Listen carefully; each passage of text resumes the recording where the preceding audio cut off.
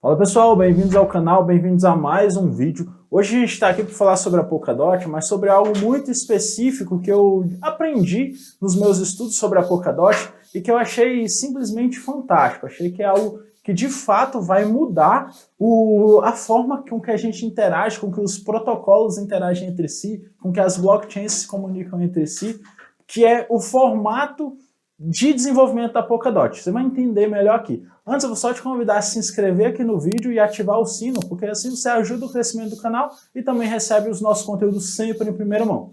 Vamos nessa! Seguinte, que diferencial é esse? A Polkadot, ela trabalha com uma coisa chamada Relay Chain e ela se comunica com várias parachains. O que é isso? Vou te explicar de uma maneira muito simples aqui. Imagina que na sua cidade, se você tiver metrô aí na sua cidade, se você não tiver, você também vai entender. O metrô ele tem um terminal ali, uma central onde todos os vagões chegam e ficam ali. Ali naquela central tem a parte administrativa, tem um monte de pequenos órgãos ou pequenos setores ali do metrô que faz com que todo o metrô funcione. E inclusive quando um trem sai ali daquela central, não sei se é uma central, vamos supor uma espécie de rodoviária ali do metrô, quando ele sai ali da central, da base do metrô e vai para uma outra cidade, por exemplo, para um outro bairro, quando chega lá nesse outro bairro, tem um terminal. Tem um terminal de metrô lá. Esse terminal não tem as mesmas coisas do que o terminal central. O terminal central é onde fica a administração, é onde fica provavelmente a maioria dos funcionários, é onde dá manutenção dos trens, tudo isso. No terminal das pontas, ou seja, onde o metrô vai e volta, lá ficam as coisas específicas. Então, por exemplo, talvez tenha um terminal oeste aí na sua cidade, que nesse terminal oeste você vai encontrar mais lojas de departamento, por exemplo. Talvez no Terminal Sul é uma área de oficinas, por exemplo, entendeu? A Polkadot funciona desse jeito. A Relay Chain, que é o coração ali da Polkadot, é onde fica o consenso, é onde fica parte da blockchain. É como se a blockchain da Polkadot fosse dividida. Uma parte está na Relay Chain, que é essa parte que é com eles, é centralizada neles, e aí esse centralizado, eu não estou falando que é de um protocolo centralizado. Eu estou dizendo que está ali dentro do protocolo da Polkadot, essa Relay Chain. É como se fosse uma parte da blockchain. Ou seja, é o terminal principal, onde ficam os vagões, onde tudo está ali. O comando está ali. E aí, quando ele vai para a Relay Chain é qualquer outra blockchain. Então, imagina, vamos pensar na Ethereum aqui. Vamos supor que a Ethereum fosse desenvolver, hoje, a Ethereum.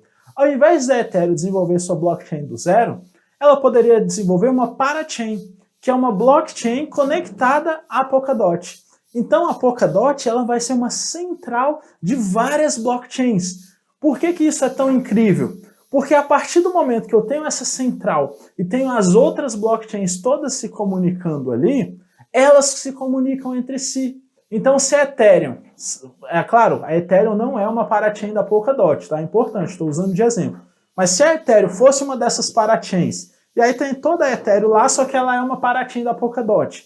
A Cardano, se ela fosse outra parachain, também é um exemplo aqui, tá?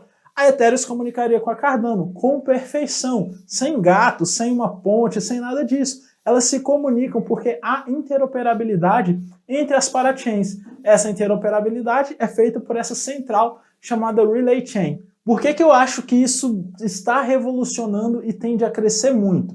Ainda não tem nenhuma parachain aprovada. Elas precisam passar por todo um processo, porque essas vagas de parachain funcionam parecido com um aluguel, tá? E depois que elas conseguem esse aluguel, tem aprovações, tem testes, tem uma série de coisas delas chegarem lá. Quando elas chegarem lá, a gente vai ver uma demanda muito grande pela moeda Polkadot e também a necessidade dessas parachains estar se comunicando, taxas, apesar das taxas serem muito baixas, enfim, vai começar de fato o jogo. Vai sair do treino, vai sair do aquecimento e vai começar de fato o jogo. E isso já tem pelo menos 4 ou 5 parachains prontas para iniciarem nos últimos detalhes e ainda mais. A Polkadot ela tem uma rede irmã, chamada Rede Canário, que é uma cópia da Polkadot, chamada Kusama. Lá na Kusama, o que eles fazem lá? Tudo isso que eu falei aqui, só que eles fazem mais rápido lá. Para que isso? Eles testam primeiro na Kusama. Então, por exemplo, quero colocar uma parachain na Polkadot. Eu sei que o processo da Polkadot é um pouco mais extenso, é um pouco mais detalhista, ele necessita de mais perfeição. Então eu desenvolvo primeiro na Kusama, boto para funcionar lá, e aí depois que eu vejo, eu tento a vaga na Parachain da Polkadot. Na prática, elas são duas redes distintas, é como se fosse Polkadot 1 e Polkadot 2, como se fossem duas irmãs gêmeas. Só que na Kusama as coisas já estão mais adiantadas, já tem várias parachains rodando muito bem e que já cresceram muito o capital, tá dando muito certo toda essa tecnologia que eu te expliquei lá na Kusama. Obviamente, o tempo vai dizer se isso de fato será grande. Por quê? Porque qualquer projeto ele precisa se provar no tempo. Que isso? Quando entrar gente de verdade, quando tiver milhares de pessoas transacionando, os mais diferentes tipos de variáveis atuando ali dentro, a gente vai saber se isso é realmente bom. Se a gente olhar para fora, por exemplo, para a Solana quando começou essa grande movimentação, a rede travou pela segunda vez. Isso mostra que não é só o projeto. E aí eu trago um outro exemplo aqui que vai ficar claro para você. Há alguns anos atrás, teve uma enxurrada de empresas chinesas vindo para o Brasil desenvolver carros aqui no Brasil. Esses carros chineses, eles traziam muito mais benefícios que os brasileiros, por um preço muito mais barato. Só que quais marcas chinesas se provaram no tempo? Se a gente for olhar, sei lá, uma ou duas, várias, a maioria já foi embora, a maioria está aí, mas está capengando, não deram certo. Por quê? Porque elas não conseguiram se provar no tempo. Uma coisa é o planejamento, outra coisa é o jogo. Uma coisa é treino, outra é jogo. Então, quando o jogo começa, a gente vai saber se de fato aquilo vai funcionar. Só que o que a gente está vendo agora é que tem tudo para dar certo. Cabe agora a gente acompanhar isso ao longo do tempo, ver como é que vai ser esse desenvolvimento e, obviamente, você vai encontrar todo esse conhecimento aqui. Perfeito? Se você tiver alguma coisa para contribuir, por favor, comentário aqui embaixo. Se você tiver alguma dúvida também, comentário aqui embaixo. Não deixe de se inscrever no canal. Tamo junto, abraço.